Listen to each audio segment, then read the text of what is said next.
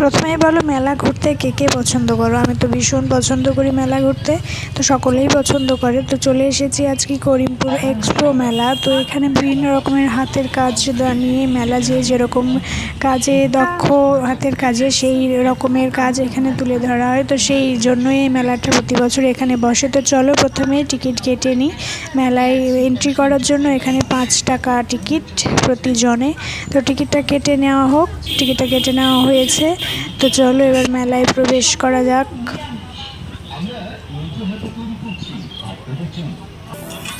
তো মেলার ভেতরে আমরা ঢুকে পড়েছি। এখানে বিভিন্ন রকমের দেখাবো এবার আস্তে আস্তে করে যে কি ধরনের হাতের কাজ নিয়ে এখানে মেলাটা হয়। তো এখানে প্রথমে দেখতে পাচ্ছ এখানে বিভিন্ন রকমের বেডশিট, বেড কাভার আর পিলো কাভার, এই সমস্ত কিছু এখানে বিভিন্ন ধরনের হাতের কাজ। এখানে যেমন মালা রয়েছে, কাঠের মালা, বিভিন্ন রকমের পুজোর সামগ্রীও রয়েছে। এখানে মূর্তি, এই ধরনের কিছু পাওয়া যাচ্ছে। এখানে আচারের দোকান বসেছে, বিভিন্ন রকমের আচার পাঁপড় এখানে পাওয়া যাচ্ছে। তো এখানে যেহেতু আগের দিন বৃষ্টি হয়েছিল, তো মেলার ভেতরে একটু কাদা রয়েছে।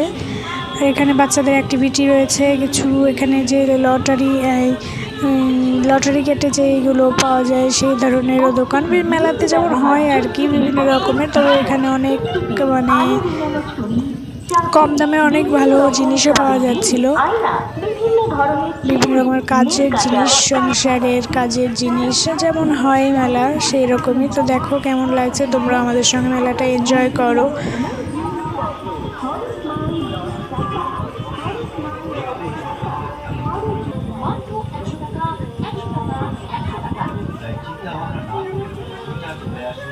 তো দেখতে পাচ্ছ এখানে বিভিন্ন রকমের আর্টিফিশিয়াল ফ্লাওয়ার। এখানে এগুলো রেটের মাল, একই দাম প্রায় সব জিনিসেরই। তো দেখছিলাম কিছু নেওয়া যায় কিনা।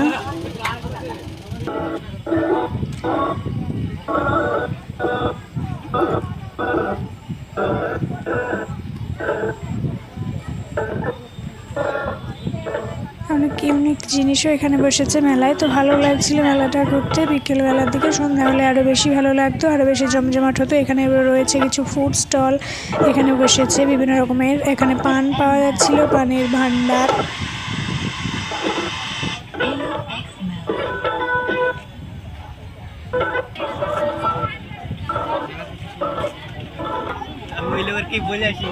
এগুলো বেতের কাজ। এখানে বিভিন্ন রকমের এখানে হাতের কাজ করা হচ্ছিল। এটা ফুলের সাজি থেকে শুরু করে বিভিন্ন রকমের ফ্লাওয়ার ভাস শুদ্ধ এখানে বাঁশের যে দিয়ে তৈরি করা হয় সেগুলোই করছিল ওইগুলা। এখানে অনেক বড় একটা নাগরদোলা বসেছে। নাগরদোলার চড়তে কে ভালোবাসো অবশ্যই কমেন্ট করে জানাবে। আমি তো ভীষণ ভয় পাই, আমি একদিনও মনে হয় চাপিনি জীবনে নাগরদোলায়, কারণ ভয় লাগে ভীষণ। তো আমাদের মেলা ঘোরা শেষ হয়ে গেল। এবার বাড়ির উদ্দেশ্যে রওনা হলাম। তেমন কিছু নিইনি, আজকে ফার্স্ট দিন তো ঘুরলাম। এবার এখনও অনেক দিন আছে, তো আরেকদিন গিয়ে কিছু কেনা হবে, দেখে আসলাম যেগুলো। তো চলো মেলাটা আমাদের ঘোরা শেষ হয়ে গেছে, এবার বাড়ির উদ্দেশ্যে রওনা হই।